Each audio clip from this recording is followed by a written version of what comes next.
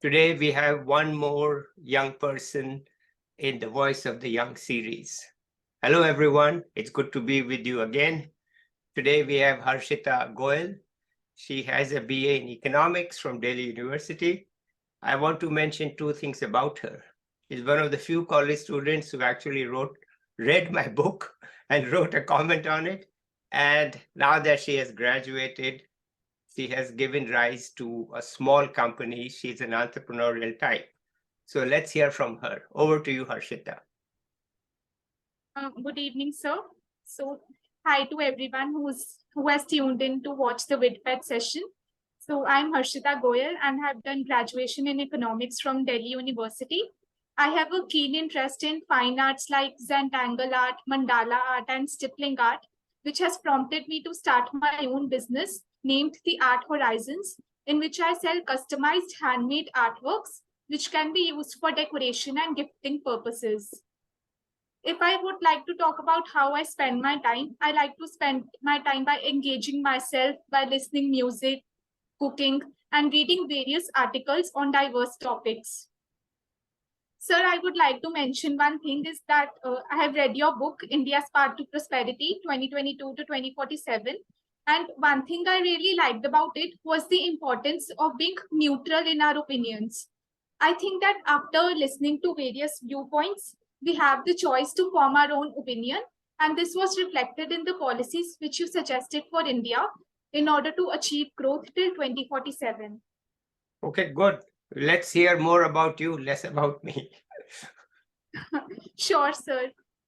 Sir, can we start with the topic which we have chosen for today? Yes. Okay. So the topic is that the impact of e-commerce on conventional business and the way forward. Okay. So, sir, as we are all aware that e-commerce has emerged as a disruptive innovation, which has changed the ways in which we make decisions. The e-commerce players have increased employment opportunities and they have enhanced the quality of goods and services. They also provide customer satisfaction through various benefits like discounts and cashbacks.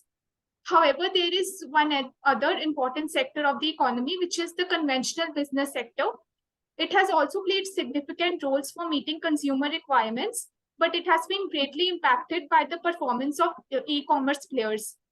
So I think it becomes essential to talk about the consumer segment, which plays a vital role for both these sectors. Okay. Yes. Go ahead. I would like to talk about a particular research paper which has been published in the research journal IJCRT titled Impact of E-commerce on Business. The authors conducted a study to gauge the consumer response towards online and offline stores. The findings pointed that majority of the consumers still prefer real-life shopping, and thus e-commerce has no significant impact on the traditional shopping patterns of the customers, according to the sample of the populations which the authors studied. Okay. So the conclusion was, according to the authors, was that consumers have distinct demographic factors which have the power to impact their marketing decisions. So I think that we shouldn't be alarmed by the huge presence of online segments, as consumer behavior is still very unpredictable. So the notion of engagement and connectivity needs to be looked upon. We can talk about the conversion rate, for instance. In most cases, the conversion rate for online cases is low, like in most of the cases. Why? Because Harshita, 1 second. What does conversion rate mean? Okay, so sir, the conversion rate is when a person logs into some online store and he wants to buy a product, and the conversion rate means how many of them actually purchase the product. Okay. So we refer to it as the conversion rate. So, okay. Yeah. In most cases, it is low because the consumers often get distracted by the advertising. What happens is with some major clicks and taps, a consumer can land on a different web page than the one he actually wanted for shopping. This happens in some cases. However, tangible stores have the capability to engage consumers with the visual touch and feel of the product, which can play a positive role in the shopping decision of the consumers. So my viewpoint is that the players in traditional business are also among the important stakeholders whenever a policy related to commerce is undertaken. So like there are certain sectors of the economy like clothing, where a customer wants to get the essence of shopping and the real-time interaction with the seller. If we compare this with the online business, in certain cases, there are issues of receiving mismatched orders or some hassles while replacing or returning products. Mhm. We can consider a small food stall owner who grew his Wait, food before you business. go there, before you continue to the food stall, let's talk a bit more about clothing. Okay. Do you think there's a difference between men and women in their experience of online shopping for clothes or buying from conventional? What do you think? So by talking to some people, I got to know that they prefer both, like online as well as offline, Okay. because they have faced some problems while purchasing online products, and they like to go to the offline stores in order to know the product better, because sometimes fake products may also be delivered. Okay. All right. All right. Good. Sorry to interrupt. Let's talk about Yeah, food stalls. no problem, sir. So, like, if we consider a small food stall owner who grew his food business from 0 to 1 over a certain number of years, he would have faced a loss in revenue due to similar food chains having an online infrastructure and the former one having none. But this doesn't happen, surprisingly, in some of the major cases. Why? Because I think there is a huge demand for famous and long established food markets. For instance, I think Chandni Chowk in Delhi. It is known for its clothes, electronic items, Indian spices, and street foods. It is running successfully due to the high demand from the consumer segment. Right. So, sir, I think it can be safely concluded that there is a certain section of consumers who prefer to enjoy in the offline scenario. Hence, the traditional sectors shouldn't be ignored. Okay. Uh, So I would also like to put forward the scenario of a company which wants to launch a new product in the market. Yeah. So even if wholesale business for majority of the fast moving consumer goods has shifted online, the retail aspect still needs door to door interaction with every shopkeeper for a company in order to increase its sales. Mhm. The salesman plays a pivotal role here as he reaches out to each shopkeeper and lets him know the quality, features, and other details of the product. Mhm. And it is only when the shopkeeper is fully convinced with the product, he takes a decision in order to get associated with the company or not. Okay. Uh, I hope that I'm not trying to sound like a Luddite, but I'm just putting forward the essence of brick and mortar shops which have faced hardships during the COVID pandemic and are finding it difficult to resume or restart their business. If you were a true Luddite, you wouldn't be doing a Zoom call, Yeah, right? You are yeah. doing a Zoom call. It means you are not a Luddite. It means you are willing to Thank you. take modern technology, but you are not sort of drowned and swimming in modern technology. You want to understand its pros and cons, okay? And you want to look at it and to see what really helps and what doesn't help, right? Okay. And now during the pandemic, I think a lot of people moved to online. Do you think they went back to offline after the COVID scare ended, or what was your own experience? How did you and your friends, etc., cope with COVID and shopping? Sir, I think this is very subjective, but like during the lockdown, we all shifted online because the offline business couldn't restart. But Right. still, if we look at the essential products category, they were still functioning in the offline scenario too, because there was a huge demand. For example, the healthcare sector and the healthcare related products Yeah. for the vaccines and all also. Yeah. Uh, but gradually, as the lockdown eased, offline stores started to open. And I have seen in majority cases, like majorly for clothing and shopping, this happens that there is still a rush in certain markets.